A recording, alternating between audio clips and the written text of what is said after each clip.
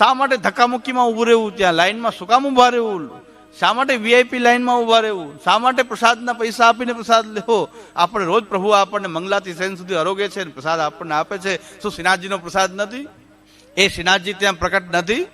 અનેક વાર્તા જોઈ લ્યો કે જેમાં ઘરના ઠાકોરજીમાં શ્રીનાથજી પોતે એ સેવાને શ્રીનાથજીએ માયની, એવા અનેક વાર્તા પ્રસંગ. જે 1.25 લાખનું ગુલાબ કે શ્રીનાથજી નહોતું ધરાવ્યું, એમના ઘરના ઠાકોરજીને ધરાવ્યું હતું 1.25 લાખનું ગુલાબ.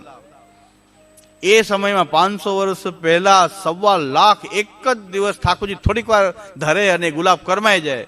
1.25 લાખ રૂપિયા એ વખતના 1.25 લાખ, અત્યારે અબજો રૂપિયા, કરોડો રૂપિયા, સમગ્ર સંપત્તિ એમને દાવે લગાડી દીધી. એક વખત ઠાકોરજી આ ગુલાબ ધરી લે, બસ. એ એમની પોતાની બધી સંપત્તિ દાવે લગાડી દીધી. એટલે એમની પાસે જે કાંઈ હશે એ બધું એક ધરી લે તો વાત. આ ગુલાબ ઠાકોરજી આવું ધરાવવું જોઈએ. તો એમનો જે સમર્પણનો જે ભાવ હતો એ ઠાકોરજી પણ નમી ગયા. તો શ્રીનાથજીને એ ગુસાઈજીને આજ્ઞા કરી કે તમારા સેવકે આવી સેવા કરી છે, આવું સમર્પણ મારા પ્રત્યે એને રાખ્યું છે કે મારું મસ્તક ઝૂકી જાય છે.